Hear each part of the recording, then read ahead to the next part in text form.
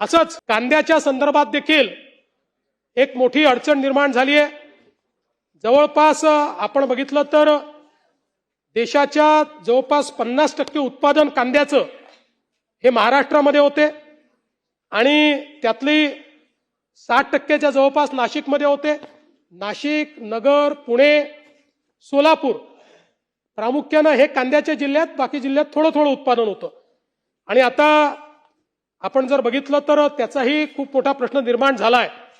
खरं म्हणजे आपण जर या ठिकाणी बघितलं तर देशामध्ये एकूण उत्पादित कांदा जो आहे त्याचं उत्पादन आणि देशाची तो कांदा कंझ्युम करण्याची क्षमता याच्यामध्ये 50%चा फरक आहे। जेवढा कांदा आपण तयार करतो त्याच्या 50%चीच खपत आपण देशांतर्गत करू शकतो। बाकी कांदा जो आहे तो आपल्याला त्या ठिकाणी वेगवेगळ्या पद्धतीने कंझ्युम करावा लागतो। एकूण निर्यातीचा विचार केला तरी 10%पेक्षा जास्त निर्यात ही कांद्यामध्ये होत नाही आणि म्हणून हा कांद्याचा जो प्रश्न आहे हा आपल्याला लॉंग टर्म पर्स्पेक्टिव्हनी सोडवावा लागेल। आता शॉर्ट टर्म म्हणून आपल्याला कांद्याच्या शेतकऱ्याला मदत करावी लागेल। त्या दृष्टीनं आजच सकाळी बैठक झाली, सगळ्या लोकप्रतिनिधींनी त्यांचं म्हणणं मांडलंय।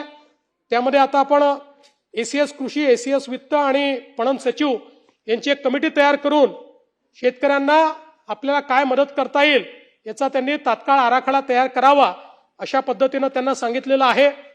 आणि यासोबत ज्यावेळेस ही आपण ऊसाची बैठक घेणार आहोत त्याच दिवशी कांद्याची बैठक आपण लावून केंद्र सरकारकडेही कांद्याच्या संदर्भात आपल्याला काय मदत मिळू शकेल तो प्रयत्न आपण करणार आहोत। नुकतंच आपल्या पणन मंत्र्यांनी मॉरिशसच्या उच्चायुक्तांशी देखील चर्चा केली। त्यांनाही 1 लाख मेट्रिक टन कांद्याची गरज आहे, त्यामुळे त्यांनाही तो कांदा कसा पाठवता येईल हा प्रयत्न आपण पुढच्या काळात करणार आहोत।